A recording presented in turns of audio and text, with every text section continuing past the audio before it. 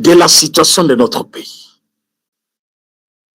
La déclaration de Marco Rubio, Tokolobela Makambu Oyo Sassou Nguesso à répondre na Monsieur Aîné Ambongo, s'il est réellement un homme de Dieu,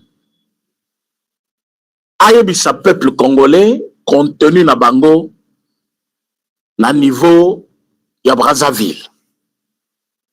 Pourquoi na retourne aye asali restitution kaka en église ECC, exclure église de réveil, pourtant bazaki ensemble et pas d'achimie. Pourquoi na départ na ye et pas ya président Denis Sassou Nguesso aboyi azala accompagné de Ejiba Mapia.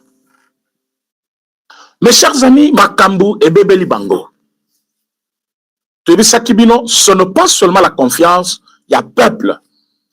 Oh, déjà, bazaka nangote, et qui bazangango davantage, mais même dans le monde, bamoni bango babolole. Babimi, babolole. Vous partagez mission, vous likez mission. Vous êtes très nombreux en ligne, faites comme d'habitude, oh, bazaba tu asika, va s'abonner sur la chaîne, Obazali Batu Akala, va continuer à partager mission et puis qu'on like yango. Mes chers amis, Félix Tshisekedi c'était un enfant de Dieu. Azali, fils, il y a Mboka Oyo. Azali na confiance au peuple congolais et que Makambazeli Kosala et Zokendel Bosso. S'il y a des questions, il fallait se poser des questions à Bosso Zali. Ambongo Azolu Kanini. Parce que Namuno Konaye, il parle de la paix. Il cherche la paix, il y a peuple congolais. Est-ce que lui-même veut la paix? Parce que s'il veut la paix, il allait comprendre que Félix Tshisekedi est l'unique personne au Congo où Azali Koluka Kimia, il y a peuple congolais. Botu Nambongo et Lokonini Azoluka réellement. Est-ce qu'Ambongo Azoluka Kimia? Non. Quelqu'un qui se dit, non, s'il y a des hommes qui aiment ce pays, et Zalibiso va père avec, et non, bah, mais qui dit la Bible? Même Bible, où il y a Zel Kotanga. Bible à lobby, sainteté nabino. Bola monabino. Boti kabatu mususu, balo bayango. Bambo na yango. Et Zabino mon côté.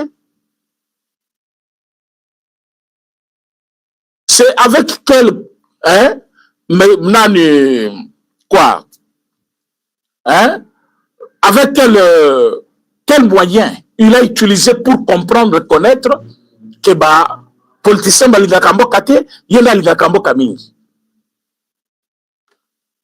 bato bozali komona bakendaki kotala daishimiye. Je parlais 2 jours. J'étais en train de vous dire que démarche na bango na niveau ya Bujumbura et Simbité. Na retour na bango, ils ont vu que moi, confiance mouke balinga bape sabango, peuple à Botoliango. Ils ont fait un point de presse dans le désespoir.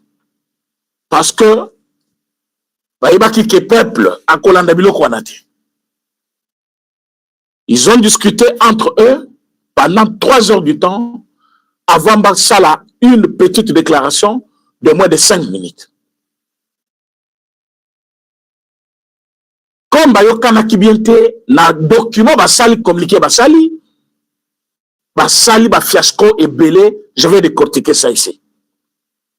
Parce que Zabilo Koboko basali la précipitation à la hâte directement, ils ont trouvé qu'il n'y avait pas moyen de salir sous peuple. Et le peuple a fongola qui est déjà mis sous azote la bango pena mis sous kofungwama. Comme Bameka qui koko sa peuple et Simbité, dans le retour, ils ont accusé encore la police. Oh non, Batobayaki, point de presse Batobayaka. bato bayaka point de presse bazali ba invité na bino, ce sont le média.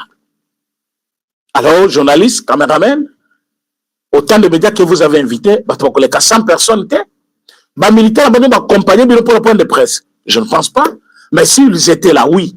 Na retour na bango, nene attaqué bango, oh la police a attaqué bango. La police va attaquer bato na ndengene. Oh complicité zalaki, force du progrès pazaki wana. Nani asali nini? Nana bambili banga, nana beti munduki, nana sali quoi? Il n'y a aucune preuve, il n'y a aucun élément de preuve, seulement oh la police nous a attaqué. Tout ça, bazali à la recherche ya buzz. Bazali koluka balobela bango. Bazali koluka peuple acha bangoka. Bazoluka bazali important dans la vie, alors qu'ils ne sont pas importants. Après, c'est le tour de Brazzaville. Bakanisa qui narratif il y a d'Aïchimie, c'est par rapport à l'amitié qu'ils ont avec le chef de l'État, et surtout Bayebi peut aussi, parce que Bango peut Bayebi, que l'ennemi de la RDC, qui est le Rwanda, c'est l'ennemi commun avec Burundi. Alors, ils ont dans leur idée pensé que parfois, si Daïchimi était trop dur avec eux, c'est parce que Daïchimi est proche de Félix Tshisekedi et que leur patron Paul Kagame, c'est aussi l'ennemi de Daïchimi. Or, ça n'était pas le cas. Na retour na bango, ils ont préféré rencontrer un autre grand homme de l'Afrique, le président Denis Sassou Nguesso.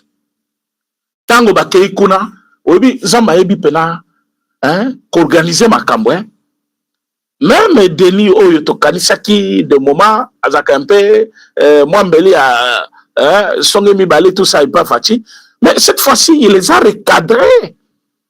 Il les a recadrés pena ndenge bazongi wana ah Chole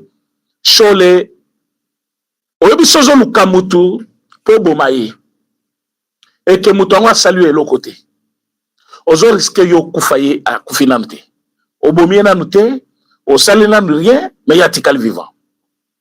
Il y a des gens qui pensent qu'ils peuvent faire tout ce qu'ils veulent parce que lati zambalawana ya pembe, bazo benga yenga nzambe, akanisi il peut tout faire dans la facilité, ko boma président de la République, ko humilier, ko provoquer, bazo kanisa ils ont donc la liberté de tout faire en se cachant derrière le nom du peuple.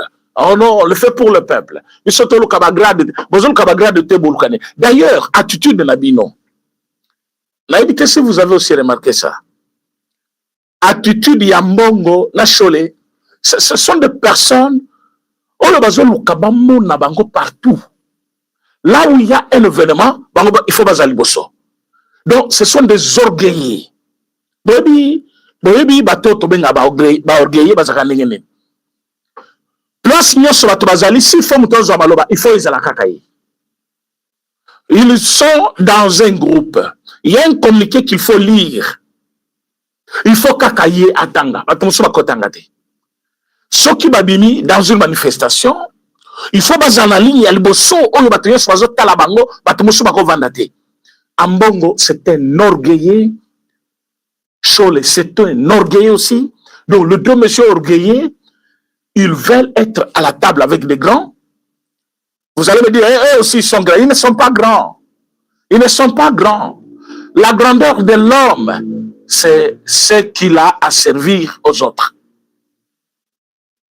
Quand quelqu'un n'a rien à donner, n'a rien à offrir, celui-là, sa grandeur est où? Si vous passez votre comme collection misapi, oui, azana mbongo ebele mais orgueil moko na quartier après ça va tout moto te joyo. Bo mninga zaboy comportement na ye. Pour les biso africains oyo to mesana tongo bonjour na pourquoi bonsoir. Dans le pays où ça passe, on peut ça tout moto peut ça on s'en fout. Mais relation de bon voisinage, ce n'est pas à Lingala, c'est en français que je l'ai dit. Ça existe partout. Il y a des quartiers même en Europe, pour les gens, quand tu entres, tu es nouveau, tu es nouveau. Et tu entres là, tu bailles pour passer la connaissance, tu bailles comme voisin d'habitation. Il y a des quartiers comme ça. Mais il y a aussi des quartiers quand vous entrez. Donc, personne n'a besoin de connaître tu fais quoi, tu es qui. Mais, ici en Afrique, ici au Congo, ozala mubola, ozala mutu ya mbongo, ozala mutu ozomene vi na yo, normalement, yeba ke na quartier, na place au Vandaka, na kati ya société, tu as le devoir, tu as aussi le droit. Na ba devoir na biso, qu'on vende bien na bato, ezalaka. Maintenant, il y a quelqu'un qu'on appelle grand. Il n'a pas le moyen, il n'a pas tout, mais parce que alukaka le bien-être ya bato nyonso. Omona tata wana, abimina balabala, moi mai moko etikali wana, ezo kokako le kate, yemoko azolungula mai wana. Mais bato même qui sont responsables, asalaka musala bien, banane bazo tanga bien, aza bien. Omona mutu wana, matanga ezali dans une famille, ayavali. Après si conseil là, bato bazo soana. Bato bazo bundela nyongo, ya après si conseil. S'il a un moyen, il donne, il dit, bah, yo kozongi silanga, et après, s'occuper de zatetika. On a des gens comme ça dans les quartiers, il a quelque chose à offrir. Babenga Kabango, les hommes de grandeur. La grandeur, avec comme Azangatina, avec comme Azana valeur T. Parce que Moutoulo la Cholé. Il y a des quartiers dans Congo, soit Leki, par contre, ma belle va se pelier. Oui. Cholé que vous voyez là. Pas seulement dans les quartiers. Il y a des parents qui se sont accueillis. Hein? Et quand ma caméra va filmer, et tant à côté, ma prête, monsieur, ma copa sur les bilamba. Cholé n'est pas besoin de c'est quelqu'un qui n'a pas la dignité, qui n'a pas sa place dans la société. Pourquoi? Parce que c'est un orgueilleux. Il veut apparaître. Il veut être à la table avec le grand président du monde. Rien que pour vendre la table Mokuna Macron, ils ont vendu le pays. Juste parce que Bazuli Bango a rendez-vous à Macron. Balobi donc Bisso. Tokovanda na ngambu, Macron na ngambu mususu. To solo la makambo ya Congo. Ah. Donc tokomi bakateur. Tokomi ya Macron to solo la. Allez donc toke na biso France. Bake France, babosani Congo. Ils étaient là na Bujumbura na Burundi. Il y a les réfugiés là, nombreux. Les réfugiés congolais sont nombreux na Burundi. Même 1 heure du temps avant que vous envolez la biso, donc les places va réfugier bazali to pesa bangombote ba komi wana te ba réfugié congolais bazali belé na Burundi comme baza nombreux awa to kende to yebisa bango ke espoir ezali boka na biso ko bonga ba kozonga na mabota na bango na kati ya bandako na bango ba ke ko salango te. Ce n'est pas ça leur propre besoin, c'est pas leur volonté, ce n'est pas leur souci. Et surtout que bazwa ko bakendaki ko lukate bakenda ko lukaneni. Il faut que président, il faut que il faut que la bino boza banganga nzambe, il faut yamba bino na koyebisa président. Mais taba ke kuna ba moni que Naishimi était plus dur que le président de la République. Donc le président Félix Tshisekedi au moins le bango avec moi sans mokobo ya humanisme. Mais Naishimi bango non, ce n'est pas comme ça se fait. Regardez chez moi ici. Référendum salamaki. Ba opposant bazawa, ba prêtre peu bazawa. Mais bon, tel n'est pas vendu na bango, tu vendis bien. Parce que l'opposition na bango. J'ai des opposants ici. Mais tu as qui les capé dans le référendum, il y a Burundi. Prenez même le texte, il y a Mboka Nangaï. Par rapport à statut, la constitution, par rapport au référendum, bon comparer, bon monake, il faut échanger jamais. Daishimi était trop dur avec ces gens-là. Na retour na bango, ils ont oublié tout. Oyo bakanisa na mitura bango ki ko salema balobi mais tata oyo. Et comme il sous blocage, allez, match communiqué. Daishimi a lobby, il est pour l'inclusivité na dialogue. Eh boy. Ba kono ba sali communiquer. Communiquer nin. On ne aboyé avant biso to participer na dialogue, il faut tu sais qu'il y a renoncé na projet na ya dialogue. Bon la émission s'il vous plaît. Batia Sikabaza, vous s'abonner à la chaîne. Beaucoup rater les sous-informations à Congo. Batia Sika, vous s'abonner à la chaîne. Abonner à la mission sur Baza ou à la famille Lokita Congo. Veillez partagez l'émission, s'il vous plaît. Bandeko, bayebi bino, balobi ndenge zaboye. Biso potova na la table moko na Tshisekedi dialogue yango yo. Il faut biso toyoka ke alobi ako changer le constitution te. Wana ezali demande ya Rwanda directement. Abengi bango ayebisi bango ale bobeta yeboro wana. Bo mona ndenge ko répondre bino. Soki azaka kana ambition ya ko changer biso to sa dialogue te. Boko sala ngona nani qui va convoquer celui non? Deuxième condition, il faut Kabila Zalakati, il faut Nangaza Nakati. Au cas contraire, dialogue ezate. Nakatumbi aussi. Troisièmement, Nenezawana, pour participer à Kati dialogue, il faut. Mais toutes ces conditions, pourquoi? Ça la restitution, il y a Obosololi Kuna. Qu'est-ce que Daishimi, le président de l'Union africaine, vous a dit? Banamai babeti monoko ti lelo batu na bango ndenge bozoyo kawana batu ya église batu ya parti na ba parti ya opposition bayebi te seke batu wana basolaki kuna. Mais il va maintenant le tour ya Brazzaville, il faut que na Brazzaville Daishimi est chez lui, il plutôt nani Ejibama Pia azali panaye invitation c'est il fallait kende. Bato bazaki une invitation, ba bloqué. Et pas Yanani qui Ambongo, parce que c'est lui qui avait demandé l'audience. Yango yomoko Amicheli Bosso, akamati mutunaya musala chole, ale token. Batu ni bagome, il fallait boza l'accompagner. Non, pour la bato SSC kobangate, tozana bango.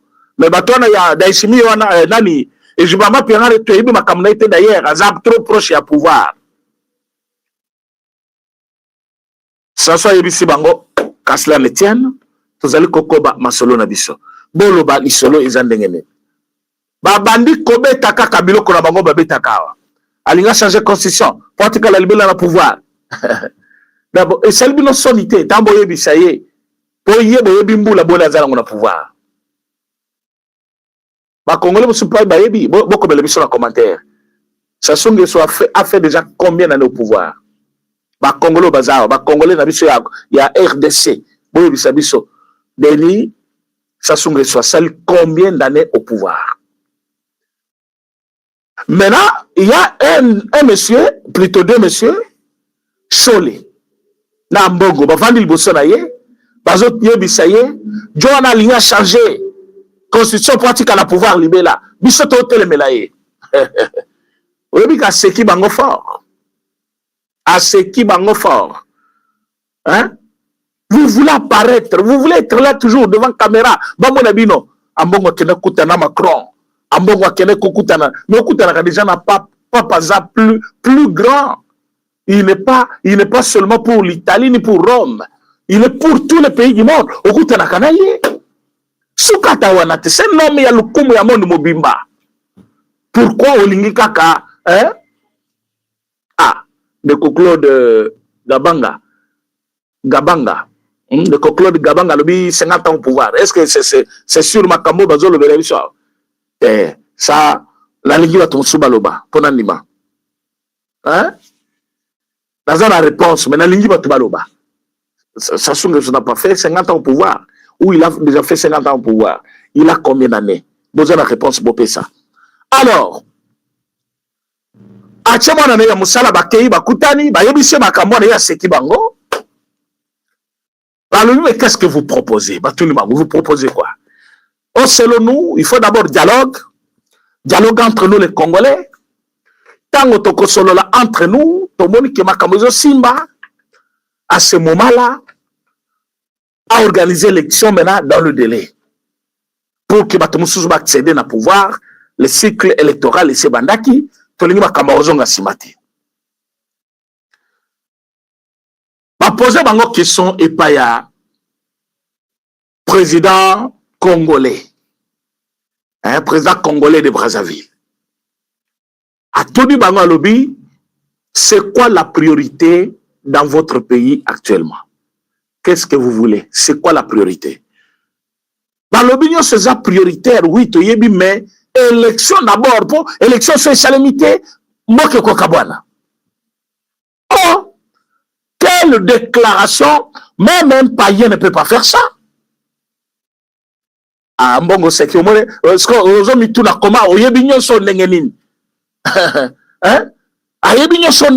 qu'il était là? Donc c'est le président congolais qui nous a vendu? Non. Vous avez mis mon côté la salle. Binomi Balé, président Sassou,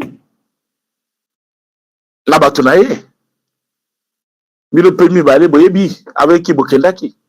Et vous pensez que nous, on n'est pas au courant?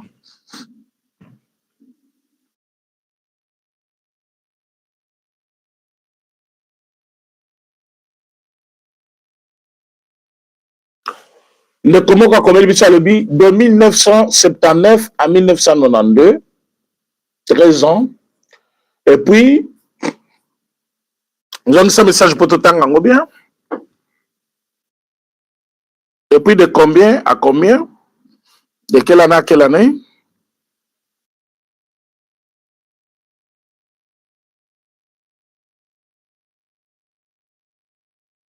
On attend un message à partir de ce téléphone. Parce que nous avons dit comment Komel Bicho un message de l'imou maramoko.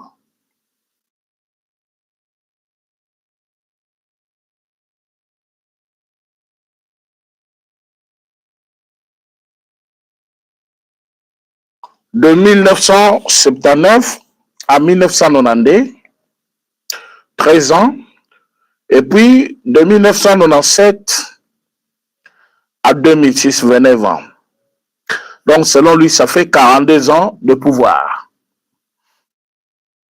Mais si on peut compter de 1997 à 2026 seulement, parce que maintenant, il bosse Silaki, mais depuis qu'il est là maintenant, ça fait 29 ans. Donc, tout le monde a 13 ans, il bosse. Donc, compter maintenant de 1997 à 2026, ce qui fait 29 ans.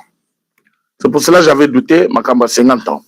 Alors, si on peut considérer 29 ans comme étant Barné Oyo, président congolais, Denis Sassou Nguesso n'a pouvoir pour la deuxième fois, ce qui fait que Azali s'auto-comptait pour un mandat de 5 ans. Quelqu'un qui a fait 29 ans, il a déjà fait combien de mandats? Parce que 20 ans, ils en ont 4 mandats. 9 ans, de quoi arrondir? Parce que Tikalika a une année. Non, ça fait combien d'années? Ça fait combien de mandats? 2 mandats.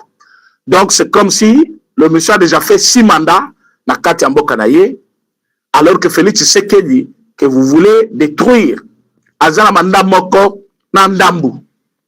Moutassali connaît déjà mandat 6. 5 au 6 moko, ça fait 6. Maintenant, Ozoke Ndekoye Bisayo, Tolingita a changé de constitution pour alunga la pouvoir, parce que Assa Oumeli, Moutozolo ba Oumeli, il y a ça celle déjà presque 30 ans à pouvoir.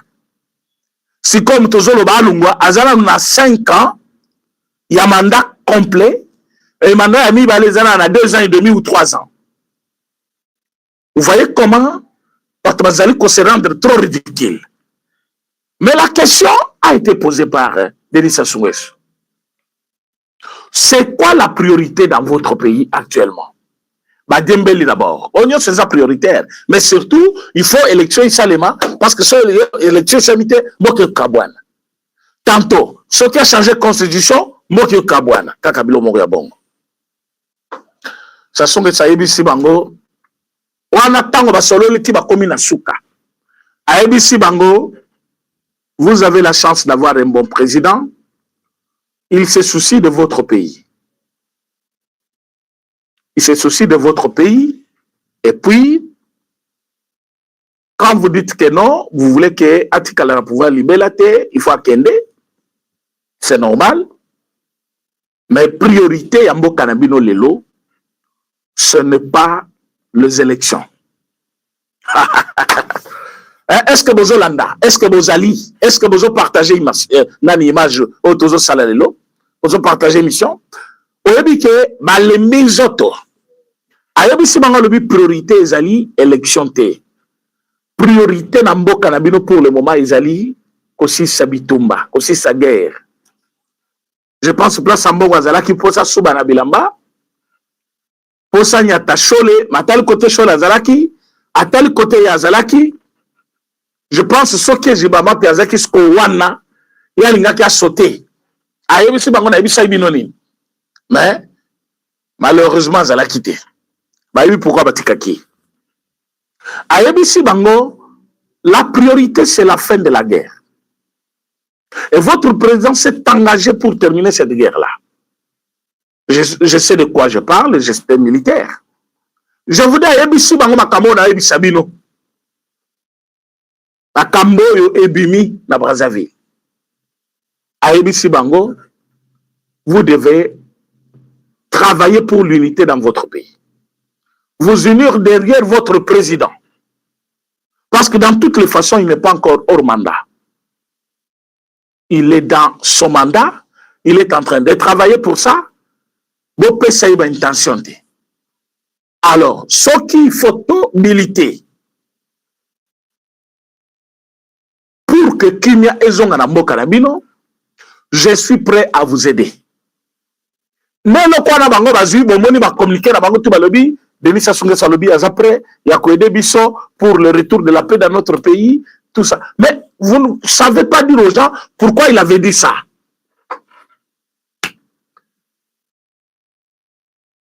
Pourquoi il avait dit ça?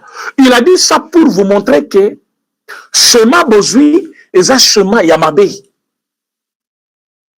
Vous voulez que Mboka na bino kabwana pour quel intérêt? Parce que nous avons des akaka, Mboka kabwana, Mboka kopanzana, nenyezawana, ceux qui basala attention te, Mboka kopanzana. Non. Binonde bozana makanisi ya kopanza mboka. Binonde bozana makanisi ya kosala mboka mabe. Bozana makanisi ya kodiviser bato.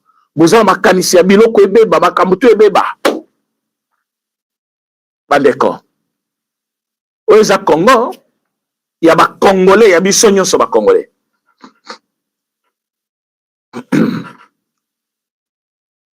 Alors, ce qui n'a mis tout na bango bazo kanisa ke kotambola na ba salon diplomatique, kokota ba présidence à monde entier et kolongola Félix et kosala Félix Tshisekedi Mabe, je me pose des questions. Ils ont quel problème dans leur tête? Ils ont quel problème contre le président Félix Tshisekedi?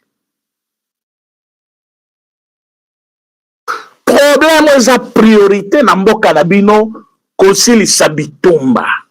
Bozala simbanaye d'abord. D'abord simbanaye. Parce que vous n'allez pas faire tout ce que vous pensez faire là avec cette guerre. Même si c'est qui pour remplacer Tshisekedi comme président, il ne fera jamais un bon travail au Congo tant que le Rwanda a toujours la Katia.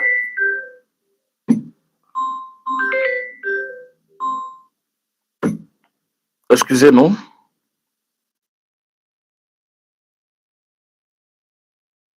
Nous ne voulons pas les dérangements pour le moment. Voilà. Mes chers amis, ça c'est vraiment clair. Quand vous êtes là au pays, vous regardez tout ce qui se passe de gauche à droite. Aux hommes, on a ce qu'on va faire Rwanda, et à les autres salema au moment où bitumbezate. Mais beaucoup de comment Allemagne côté d'Afrique ou Fachalobaki, eza et kozalelo côté toko le Congo. Oui, mboka na biso zomona sans guerre. Au monde Allemagne au bomona kawana toko le kayango. Et le komona ki Fachalobaki toko sala Allemagne d'Afrique wana, c'était par rapport à ça. Selon le président Félix Tshisekedi, qu'organiser l'élection, ce n'est pas un problème. Pour ça, le dialogue, il ne voit rien qui l'empêche. Mais la guerre que nous avons, ce n'est pas notre propre guerre. Ce n'est pas de la volonté du peuple ou la volonté du chef.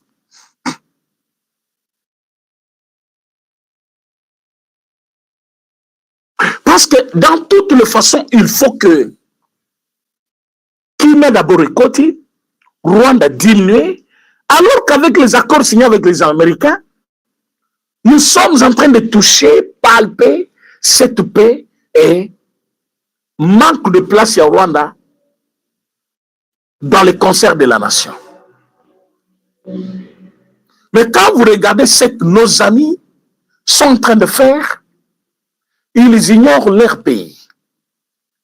Ils veulent parler en bien d'un autre pays agresseur de notre propre nation. Lelo tango ozotala bambongo wana baza pre ya kosimba ba mouchoir na bango bazo pomisa sapato ya Paul Kagame. Mais il est difficile à ces gens-là, même quand ils prononcent président de la République, Félix Tshisekedi, au moins qu'il bakanga kamisu makasi, posez le komoko et yaka, on dirait quelque chose amer à ne pas avaler. Oui, mais remarquez ça. So mon seul temps tanga comme président de la République Félix Tshisekedi, do akanga kamisu. Au moins mutulokola ambongo il faut kanga misu makasi. Et atanga ka président rarement. Depuis Azawana, attendez 2 fois ou 3 fois. Ambongo, comme vous le voyez là. Attendez ka président. Mutumoko ya haine moko, obebengaka haine viscérale. Mutumoko ya haine moko mal placée, haine moko ya mabe contre le président. Ata ozaki kozo million na gratuité ngo. Eza pour la gratuité kakate. Et comme on dirait haine moko ya abotama nango. Bon, du fait qu'il n'est pas aussi congolais. Et c'est vrai, vous doutez encore, Ambongo n'est pas congolais. Vous doutez au lieu de faire des recherches. Faites des recherches. Ambongo n'est pas congolais. Ambongo, c'est un centrafricain. Il n'est pas congolais. On a bien beaucoup comprendre. Il n'est pas congolais. C'est quelqu'un qui a juste grandi ici, dans la circonstance boyebi, dans la communauté, Koko Sezaki Makasi, Saulo na Bemba Saulo na papa ya biologique ya hein, y actuel Mbemba. Quand je dis actuel, vous comprenez, non? Voilà. Alors, Nenge Zaliwana, ma Kambo Zali, ma tata à côté naye, parce que on dirait il veut que enfance naye, et à l'enfance, il y a bana nyonso ba congolais, ba génération ekoya non. Bana na biso ba ko kemande lipate. Bana na biso ba kozwa bango na ba orphelinat te. Bana na biso ba kozwa bango te urumute. Mais ba ke de ko vendre pas batou pona mawate. Bana ya ba congolais ba kokola na dignité na bango, ba kotanga ba classe na mbongo ya ba parents na bango, ba kosala ba école primaire na maternelle gratuit ndenge constitution zeli koloba. Et bokomona ki kalate makambutu ekozala bien. Et vous voulez que Mokeza kaka na bitumba, batuba kufa, batuba bebisa oya bango, po batuba kola na enfance obio ozwaki. Enfance ambongo azwaki, na enfance azeli koluka a perpétuer sur les enfants des autres. Il veut que ceux qui a kola na souffrance, ceux qui batangisa na batu pona mawa, il faut bana ya ba congolais batanga pe na mawa non. Tika bana ba congolais batanga na bandako ya ba papa na bango. Ba papa na bango ba futela bango ba minerval. Ba futa ba frais académique.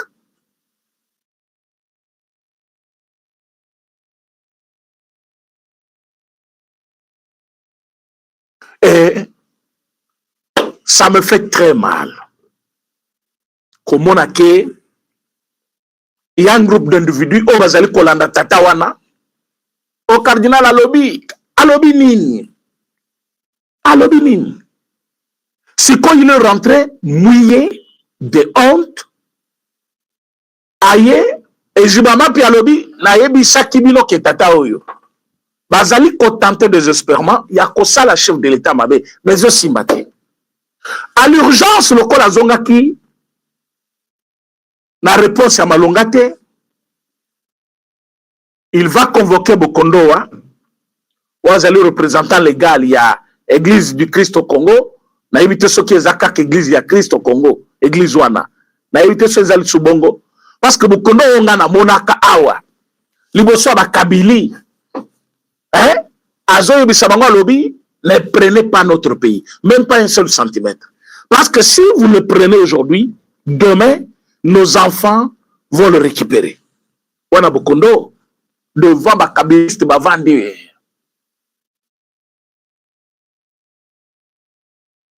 Alors, ne le faites pas. Après cet exemple, il y a côté qui couvre dans la France. Alors, nenge zali boye. La vie n'a coma déjà. Botu yamboka boye deux fois. Azo pesa par exemple, il y a camarade na nenge zaki ko expliquer nenge bagay sala bakuna. Mais écoutez, il sait que de Rwandais. Bangone bazali ko bulisa Congo. Bokondo connaît que ba Rwandais. Bangone bazali ko diriger le Goma. Bokondo connaît que pouvoir ya Kabila qui pouvoir ya ba Rwandais parce que nakati ya lite ya na joua na ibisaki bango. Vous des Rwandais, ne prenez pas même un seul centimètre de notre pays. Parce que notre pays ne sera pas toujours faible comme il est aujourd'hui. Il parlait comme ça devant les kabylistes. Il avait eu le courage. Il y a koloba bongo liboso ba kabylistes. Kola kisabango ke boza ba Rwandais. Mais bozo mboka na biso te. Kolobi bana na biso ba kozoya. Donc il reconnaît à l'époque de Kabila que le pays était faible. Est-ce que les Congolais sont en ligne? Bon, liker mission, bon, partager. Bon, liker mission, bon, partager. Bandeko Bazaba Tossika va s'abonner. Bokondo a reconnu qu'au moment où il faisait ce discours-là, devant Olive Lembe, devant Shadari, devant tout le monde, devant tout ce monde-là, devant Batunyo sur la Kabili ou la Kabiliste, Aner na Katia Sal, Batunyo sur la Katia Sal, Aebisi Bango, vous les Rwandais, ne prenez pas même un centimètre de notre territoire, de notre pays, parce que le Biban Nanabiso va kobotoler. Notre pays ne sera pas toujours faible comme il est aujourd'hui. Donc le pays était faible avec Kabila, selon beaucoup d'autres. Le pays est fort, parce qu'aujourd'hui, nous avons fait condamner le Rwanda. Aujourd'hui, nous avons fait condamner le président rwandais, son armée, les grands dignitaires de son gouvernement et de son armée. Aujourd'hui, les Rwandais sont mal vus partout à cause du Congo. Ça, c'est un Congo fort, pas un Congo faible au Congo Wayebaki. Où est-ce Congo? Il y a des Congolais. Les Congolais au Balobi na Paul Kagame, non. Balobi na Kabila, non. Bazui Mandouki, Bazui Goma, to continue ko isa bango, non. Parenthèse moko.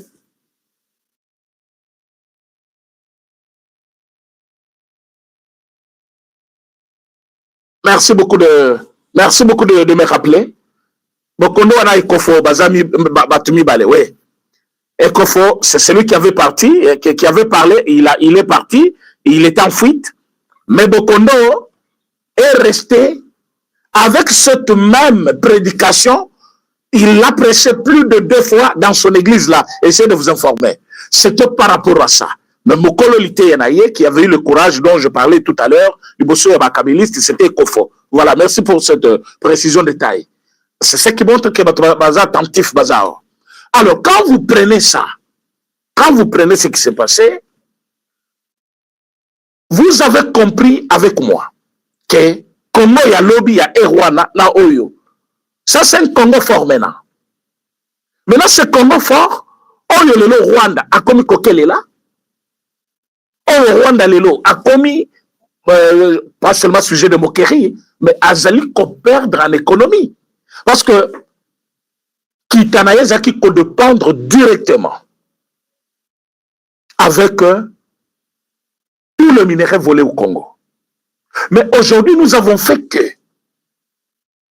Bakoma à niveau de copinir, pas seulement Batou, pas seulement Paul Kagame, pas seulement l'armée, même les entreprises qui coopèrent avec le Rwanda. Les entreprises qui coopèrent avec le Rwanda, les entreprises qui coopèrent avec société rwandaise, entreprises rwanda, bazali na kati ya kofuta. Et qu'est-ce que Rubio venait de dire encore?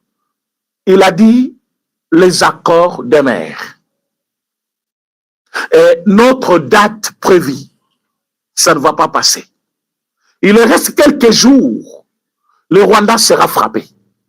Alors vous comprenez Pourquoi l'intensification des combats dans beaucoup de territoires?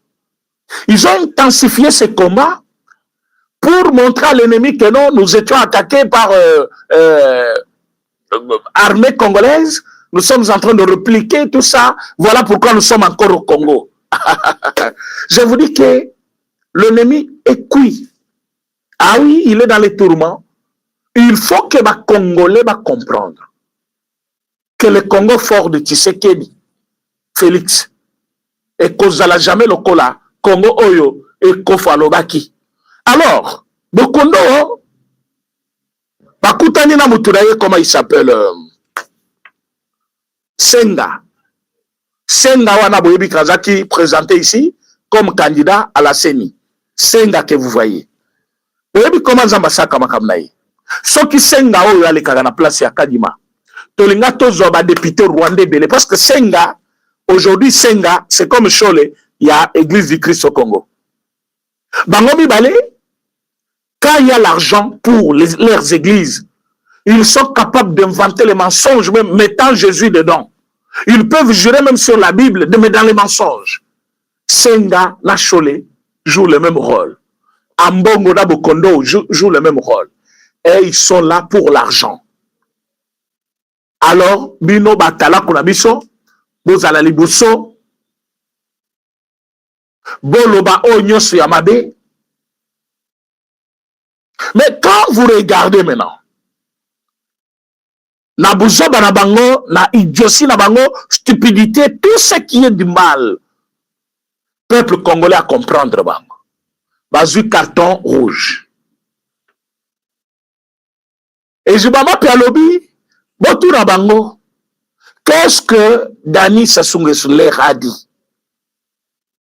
Pourquoi tant qu'on restituer, bah éviter mener l'église de réveil, alors que na Bujumbura Toyo Kanaki, que nous allons faire marche ensemble aujourd'hui pour que Toluka Kinia pour le Congo. Parce qu'on s'était entretenu. Entre quoi? Église de réveil, église catholique, église protestante, et puis, oui, c'était catholique, protestante et réveil. La Bujumbura. Barcelone, comme société civile, mais si on peut faire cette marche ensemble, pour te côté de ma autres. Comme vous me reprochez d'être du pouvoir, comme vous vous dites, vous êtes, vous approchez l'opposition, pour tambour ensemble, pour transparence, c'est ça. Tout le monde va cambo côté Zoukend. Ah, bah, comme il s'en va lobby, pas question. En bon lobby, pas question. N'a pas de la moutoanate. Oyo pena, païen, satanique, ce monsieur ici d'Ambongo. C'est un païen donc au vrai sens du mot.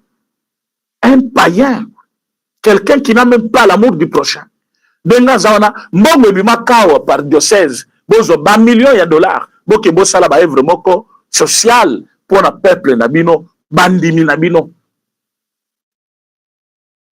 Oyebi ke côté bakei, baliambongo en désordre. Baliambongo en désordre, nenge bazana ba secret. Tant on document moko mukanda moko bakobela bango par évêque Kassanda. Ba tremble ba saliboye. Parce que évêque Aibisaki bango il faut tous à la sérieux biso ba père évêque. Faut tout le baka vérité. Ce qui biso na groupe to na discussion ya kosakanate mi colonion sur la gestion de l'église. Moyibi paille. Tribalisme paille. Pour la cause il faut la mutu ya diocèse na yo, il faut la mutu ya province na yo, il faut la mutu ya côté na yo, il faut la leki ya famille na yo. Déjà la église, bino ba cambi église et puis ba cambi pas ya plus proche ba bonnet ba prêtre ba. Boza kuna musika ba autorité ya minene, o bozoni ya mbongo kuti église. Ba prêtre ba tona baza proche ya peuple à tout moment. Mais baza peu ba démini, baza na moyen belete. Mais bino boza ba chef, boza ba moyen belé. Bozo yi ba peuple, bozo yi ba l'état, bozo yi ba Vatican. Mbongo belé oboli akawana. Discussion, débat, et ça m'a cassé dans ma groupe na bino WhatsApp. Kassanda vous a dit, bozo ba yo zali kosala. Bino bozo, biso to zali kosala, biso ba père évêque. Ce qui n'a pas sisi en côté. Pourquoi tu as kende kolungola pas yo eza na lisu ya ba politicien. Oh alobi mabe azo exposer église a comme cause parti pour président za mutu ya province na ye. Et bongo tango malumalu aboya kabino. Aponi seni bobengana yi. Tango ba prêtre ya est na ya Katanga ba sala bino document. Ba lobi que résultat oyo seni abimisi nde vrai. Oyo bino ba 5 bozo boya yango bino bozaki na moyen ya koyeba yango. Bobengana bango. Lelo parce que le pasteur, le prêtre du Kassai a commis document, ça devient maintenant un problème, un motif. Oyo bino, alors bah tu vas comprendre, bah lobi oyo, bah païen, bolanda ba zambala bazola tate. C'est comme ça vous voyez ce monsieur Ambongo, avec tout ce qu'il porte, bilo kowana na zoto. Il y a de vrais prêtres, ils sont là, nombreux d'ailleurs. Le vrai prêtre, oh bazo servir penan Zambé. Bazali oyo te tata oyo balobaka o nani toute élévation boy uta ke panzambe oyo amukolo musuto kutuna nao oyo yaye pena mutu pena oza na Saint Esprit boy tata oyo il veut apparaître à tout prix bokovana bovandi il faut betelo komoko bopo tu yesu matala mbongo bayoka azawana azali alingi kokota bandako ya ba président bamona ye ambongo ye wana lati veste alongoli nanu nzambala akei nanu alati veste sikoyo Denis asukisi yo atuni yo c'est quoi la priorité dans votre pays botuna ye question nazoloba euti pa na ngai we utaki na Brazzaville akize batu ya chef de l'état ya Brazzaville te batu na yende bayebisi biso yango il y a quand ça ont infiltré biso na Rwanda biso to infiltré yete batunaye et quand ils sont rentrés plutôt na Chole débat au bango basali na Chole avant ba kende kuna kokutana na Bukundo tozana contenu na ngolo bina ko dévoiler yang yo ko sambwa yo nani oko sambwa pe na yo to ko biso makamnyoso hein donc vous pensez que nous toza qui dit baté tozo landela bino à la loupe à la lettre boko déstabiliser mboka na biso te Rwanda utiliser bino bo déstabiliser mboka e ko simba te Chole Ambongo Bukundo Senga ndenge bozali wana vous êtes maudits vous avez le sang des Congolais bagoma tracé ba kufi mais que pona bino ndenge bozawana na Fulgence Muteba wana vous êtes maudits vous avez le sang des Congolais entre vos mains oh ndenge tozaba ngangazam o biso ba PRV ko to lingi mboko koleka ozol babongo sur base de quoi bolamu na yo muto témoigner yango Bible yango yebiso bongo yo c'est normal pour ambongo atanga sur Bible te tala shola outi wapi Bujumbura asala combien de jours et quand est-ce que vous vous occupez de l'église je me pose des questions maintenant vous vous occupez de l'église quand parce que mikolonyo so bokomikaka politique na mundo mikolonyo so nzambasala bozali suna makamuso au salate église Chole azaka place ba politicien bazali yango senkwango ezaka parti politique bosala yango kaka makambuya mais écoutez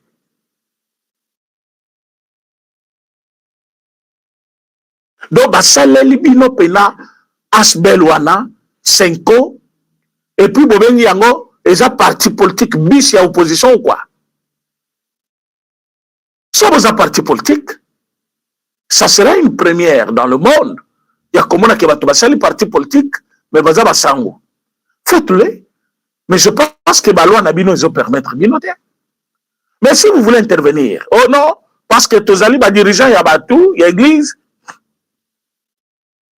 il faut s'intéresser à ce qui se passe. Même quand on s'intéresse là, vous êtes de la société civile, de la sorte.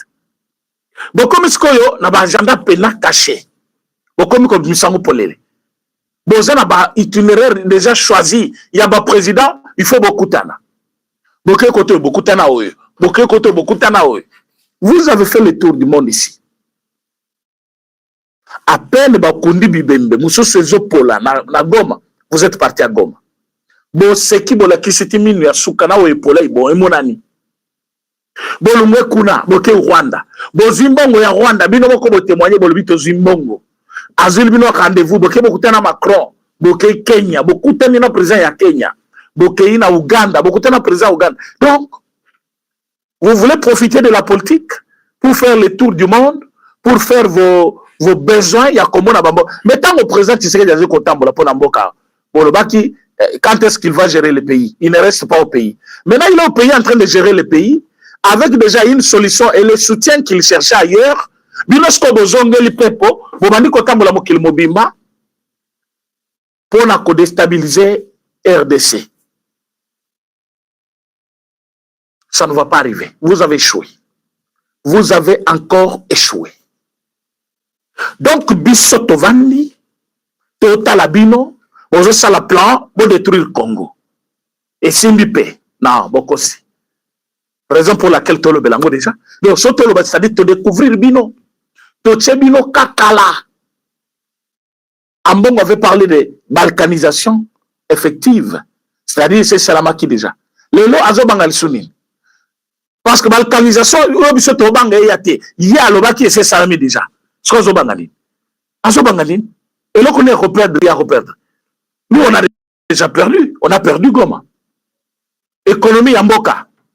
Ils ont déstabilisé. Pour Goma, ils ont cocotisa, non? Bukavu, ils ont cocotisa. Bambongo. Ce sont des villes minières. Un peu, ils ont konakili. Batouana, tout bafuta l'issumpo, pas quoi, l'État ouate. L'État a perdu. L'État a perdu, mais lui, bango bambongo wana. Ils ont perdu quoi? Rien. Balkanisation, azaki koloba. La balkanisation est effective. Bah, il y a qui plan à bango, na ba Rwandais. Mais, sachez que ce monde, Ezali, cause de la bisognon au tournoi, et comme on l'a toujours dit, tout se paye ici-bas. Président Félix Tshisekedi vous regarde. Les gens disent non, il est impuissant pour la Kokanga Bango. Non. C'est un démocrate. Il a toujours pris son temps. Mais son agissement est parce que la scène est biso ba kangayo. Au moins mokolo anga na otokaki quand ba botologi au téléphone. Otokaki. Les gens se muté bazo menacer, ça dénoncer ba kolo ba c'est fini et ça passe. Oh tout boloba kiawa. Ba ko signer accord wana te. Signature et samite et ça l'a mis accord et simbi lelo et faire condamner au Rwanda. Bokangi minoko. Bozongi sko na sujet à constitution. Bobandaki ko diaboliser bato accord wana ils ont fait accord bazali ko brader minerai ya Congo lelo depuis to signer accord na mona ta mine mon côté to pese ba américain to lobi o bino bo exploiter sambiso. Alors ceux qui soni ezali ko bomate ba mona exemple lango e panabino mais o bozali ko bosa ezali ke crédibilité personnalité. Il y a des évêques ridicules, de prêtres ridicules qui ne sont même pas considérés dans la société. Un prêtre qui passe me bien sur le bio, il y a des évêques comme ça, des prêtres comme ça. Il y a des prêtres à Zakuna Kakapo, à la messe, Kaka combler vidouane dans la paroisse, c'est fini. Valeur résulté. Vous pensez que les Congolais vous considèrent encore, vous, tel que vous êtes là? Nandenge na loba boy boyebi batu boni o bazali bavandi bazolanda biso oyo bayebi mabe bosali wana e bazali koyo kango biso koyebi sabango ke basali boy tambo kenda ki braza bango bazala kite mais tozo yebi sabango o bino boy échoué kuna na kati ya nani ya Brazzaville. Vous allez aujourd'hui perdre davantage. Nenge tozali awa na bino ba mope wana ba eko restituer makambo na église ya SCC ba yebisi bango kuna kote tokendaki lisusu ça n'a pas tenu. Monsieur Denis Sassou Nguesso était réceptif ayoki nyonso biso tolobaki mais ba réponse na ye et apaiser biso te parce que alobi priorité na Congo lelo ezali dialogue te priorité ezali oyo bino nyonso bozo kanisa wana te priorité ezali d'abord kosisa bitumba D'abord, à lobby, bisogno sotoza la sima, ya mokonzamboka, pona kosisa bitumba. Bah, tu payes à SCC, bah, kamwe, bah, lobby, pourquoi ça? Pourquoi il a dit ça? Nengezawana bisoto abasi na ite, tokondima ou ya lobby te. Au comment on sous point de presse, Moussous. Ils vont faire un autre point de presse. Mais cette fois-ci,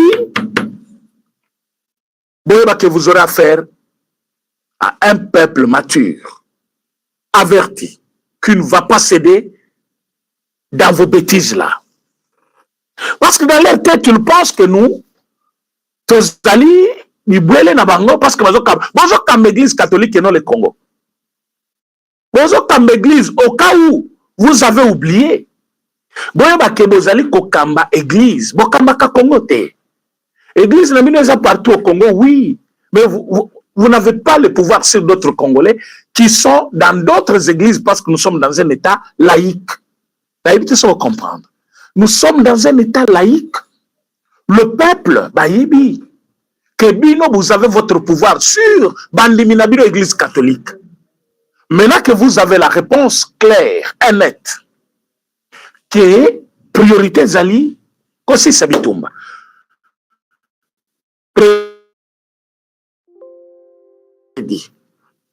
Ba Congolais bazozela ba drone, minduki, ba munitions pour l'armée. Mais ils sont tous la élection té. Ils sont tous l'élection té. Mais ils sont tous le lobby référendum et Kosalema. Loi nani référendaire ils ont voté dans le parlement. Cour constitutionnelle la salle lobby ba kambiza vrai. Ba les as qu'on a quand il y a président ou comme promulgué yango kalaté parce que famille Lokito Congo, je vous informe que le président de la République va promulguer la loi électorale incessamment. Est-ce que vous avez comment on a l'oba?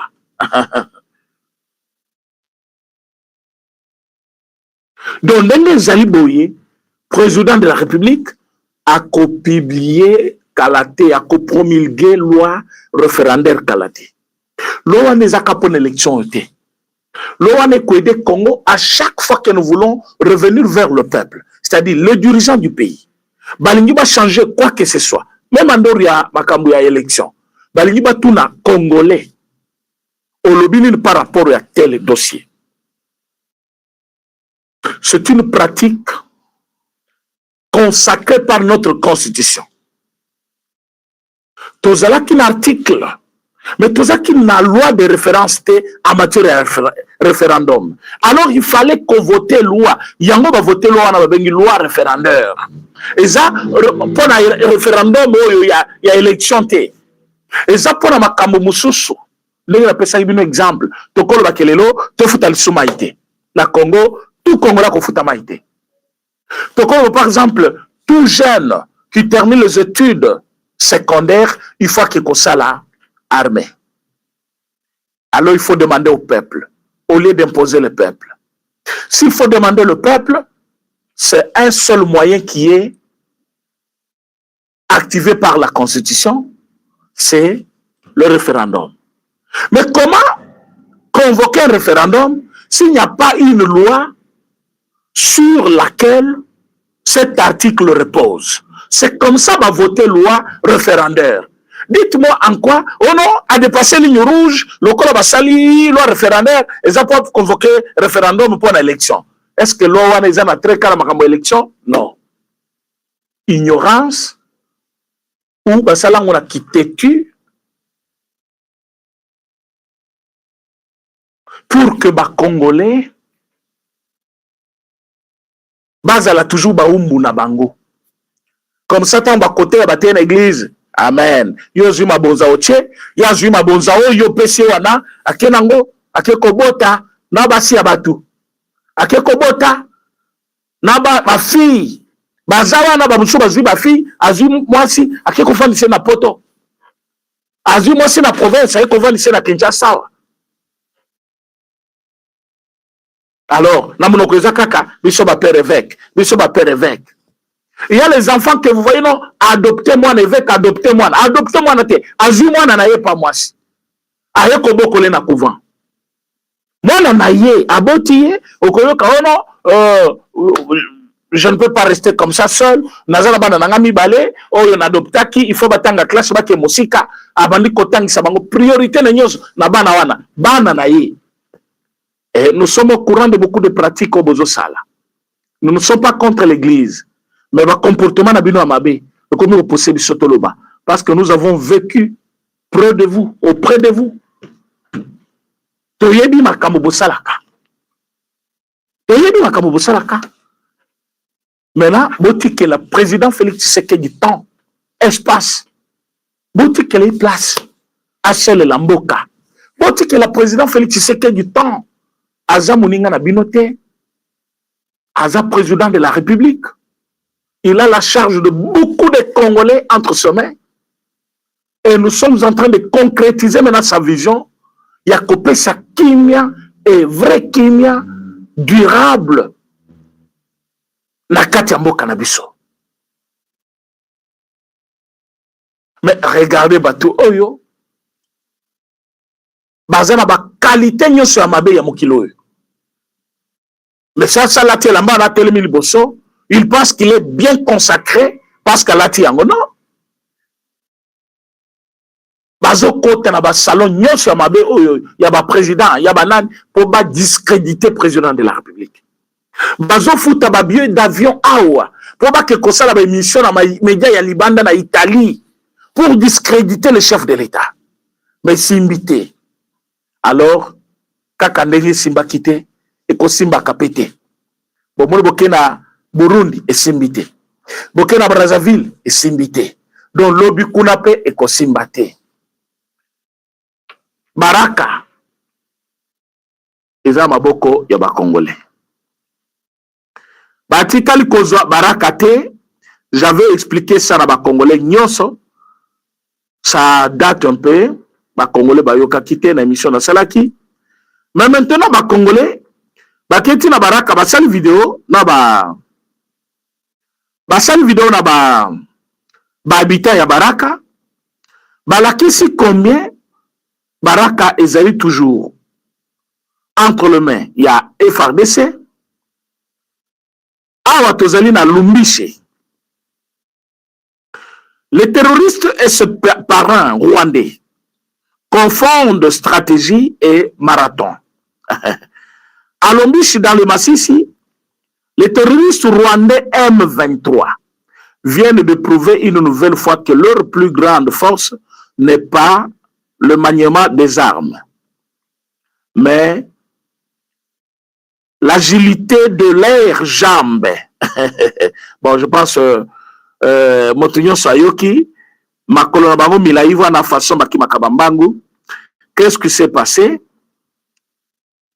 Visiblement très pressés de regagner leur quartier, ces piètres combattants n'ont rien trouvé de mieux que de larguer leur arsenal sur le terrain. Ils ont abandonné armes maintenant et munitions comme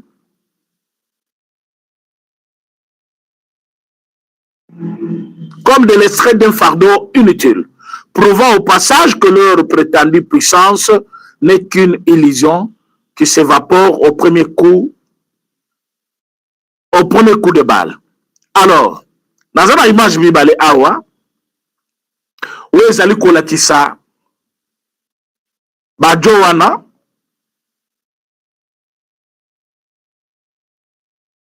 awa ebali ya mozindo moto a publié yango. On était scientifique, je dois le dire. Voilà. Mindu kwa bozomona. Batu bozomona na bazaba wazalendo. Wazalendo a récupéré Minduko na Lumbishe. Bango bakota kinoki avec précipitation na bango. Tozo mboka wana, tozo atela kisake to récupérer. To récupérer point zéro, to récupérer boy. Na précipitation bakoti. Tant bakoti, bawazalendo balobi boti kasko boyoka lokito. Ba beteli bango bibutu. Tala ba minduki na bango ndenge bana bazo sakana na ngote. Wana bawazalendo bazu yango bazo meka yango. O bazo ngisela bango ba minduki wana kote na bango. Awa na Lumbishe place bango bavandaki. Bozali komona mabulu na bango bakotaka. Alors il faut comprendre que bande konabiso bawazalendo un grand merci. Mosala kitoko bozo sala. Ba Congolais baza fiers de vous. Ba tu abonné toza bango besoin. Ba wazalendo. Et non ba tolokola oh ba lobi Denise du Sochoa. Hein?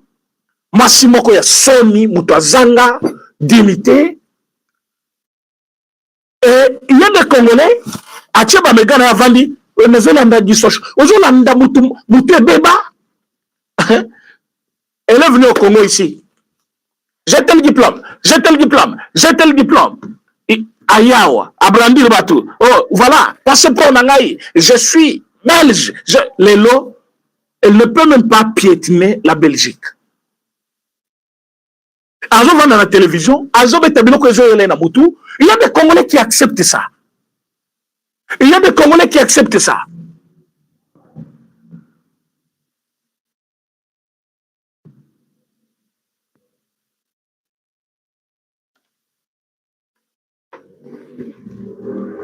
Quand vous prenez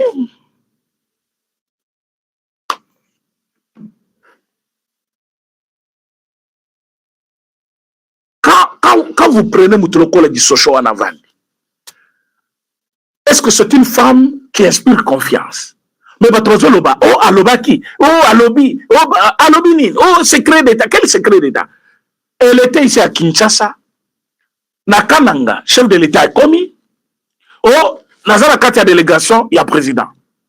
Azimutuka na papier délégation à Tché. Akena hôtel, bazobenga hôtel Kapibé, Azu hôtel. Azu chambre d'hôtel. Kuna, yaye, na groupe ya batunaye bazaki na bango. Bali babima, mukolo hôtel a Télémi. Il est aujourd'hui député. Député boyebiye, monsieur Christian. Alors, Foutambongo hôtel. Oh, on va payer par le protocole de la présidence. Bah, le bitin. Bah, la présidence, nous sommes déjà lobby. Les noms ils ont après cérémonie, chef de l'État Zokende, bah, nous sommes bandits Kozonga. Mais tout le monde là sur les lotés. Bah, tout le monde foutu mbongo te zayo. Sauf qu'il y a mutoyebi, bah, nan ba kopé son mbongo présidence, bah, fouta. Bah, fouté la kaete. Azalaki na délégation te, bah, tika la cotine na yete. Mais partout les chefs Azalaki, il y a que na kabongo. Tout le monde est plein de Moujimae. Oh non, chef Azali, Nazaki Mouta délégation. Azam délégation te. Quand elle arrive sur place, mendiante, abandi kosenga senga ba pese mbongo. Mbongo tu bomo na zola kisandenga bana ko la kisana. Izaba mbongo na buzoba na ye. O asala ka kindumba, ba tuna ye o ba zaka besoin ba service na ye, ba zo pesa ye. Ce n'est pas l'argent gagné d'une manière officielle et au gouvernement zo foutaye o ba contrat boy boy. Ba to bazaki ko zone cadre ya communication ba monaki ba idiotie na ye stupidité na ye cupidité na ye aussi ba yaki ko comprendre ye que azamutu moko bako sala confiance te ya ngombe batebele bazaki ko repousser ye et kaka kombo na ya fatina monoko et bato ba monaki ko servir Kabila ba musu balobi koma ko servir Félix Tshisekedi boye tondi maye na kati ya cadence wana ye moko sko ambale batu ya lokuta oyo bayeba ki bakamute bazo pese moi mike na bango. Elle a commencé à vivoter comme elle faisait là. Mais lelo azo vanda la télévision lukuta bilo konyo sezo bana monokoneza lukuta véritable 1% exact na kati wana. J'ai dit bilo konyo so bana masha na zoloba cette femme de mauvaise vie. Une femme légère, une femme qui se fait filmer sans habit et azo sekata bazo filmer, bazo publier. C'est une femme d'une légèreté très grave. Et voilà, une personne pareille, aujourd'hui, on a un secret d'État. À quoi accéder place ma secret d'État? Bah tout enregistré on a baza ba mibali na ya ndumba zaki ko sana bango kindumba na ndenge na bango bazo beta masolo politique oyebi et salamaka mutaza politicien bakutana mwasi na ya ndumba ya libanda bazo beta lisolo ilingi kolobate ke bazali na secret d'État mutona sacré pas l'État makamnyo so bazo betele wana na ya lukuta na ya mabe azozwa mais akomi lelo ono azopanza ono azopanza Tshisekedi bino pe bondimi yango bokamati botiela mituna bino. Quel secret d'état quoi accéder na carré ndengeni ya secret d'état a quoi accéder wapi pozo secret d'état eza musala ya miyibi bandumba c'est comme ça munoko pepe azo beta aza ba secret ya batu oui c'est sa vie. Elle roulait avec tous ces gens là. C'est normal aye ba oizaka boy wazande koya oyo ba nomaki na fonction boy wazabo parce que bazali na kati ya koluka nana zena mbongo mikolo yo nakenda pesa nga mbongo nana zena mbongo mikolo nakende akamata nga lokola mwasi na pesa mbongo. C'est la vie des femmes légères. Maintenant azali ko rassembler ba connaissance ya batu na ye wana nenga azaki ko tambola pona ko kemande koluka ba mbongo. Et ce sont ces gens-là, où azali ko beta bino, où azaka na fonction boy, yo mutatina ka boy, yo mutasaka boy, yo comme ça au vendre au tali au lobby. Ah, comme azolo bango avec assurance, avec beaucoup de connaissances comme ça. Bilo ko belazo betezal, pour la bateau ba maîtriser siège à pouvoir. Ba ebi kaza mukosi monene nenga zawana. Azo kosa sans respirer. Mais il y a des gens qui acceptent. Il y a des gens qui m'appellent. Oh non, mais vous mona. Vous pensez qu'il y a confiance, vous pensez qu'il y a confiance. Na carré ya fachi mutuana? Non. Elle avait utilisé ce qu'on appelle trafic d'influence. Ouais. Trafic d'influence. Avec un peu d'argent, tu peux te faire un nom. Tu peux te faire crédible. Même ce qu'on a crédibilité. Avec un peu d'argent. Tu peux marcher avec bagarre de 5 baolandayo.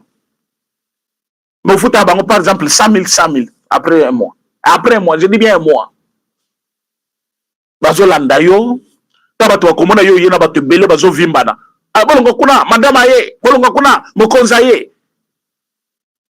C'est pourquoi nous voulons travailler sur banana biso, bande konabiso tout bazali kokola, bayeba ko se prendre en charge, bayeba c'est quoi la personnalité. Comme ça mutu nyonso akoki ko umba yo na direction ya lingite. Okoki ko zela mutu nyonso bazo vuka et pas mutu nyonso te. Cette fille a beaucoup profité des Congolais.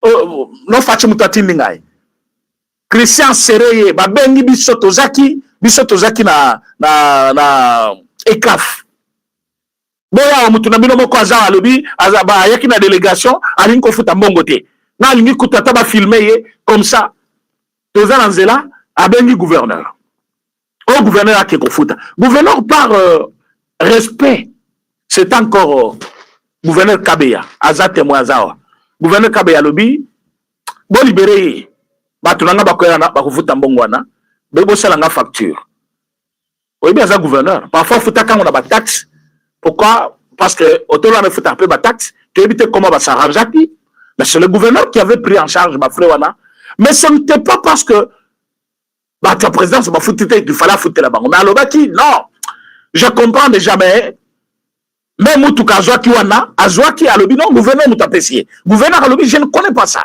Même Moutou Katambola Kinango. Donc c'est une dame aujourd'hui, quand on est dans la télévision, Azofinga, et puis Azofinga Moutunios.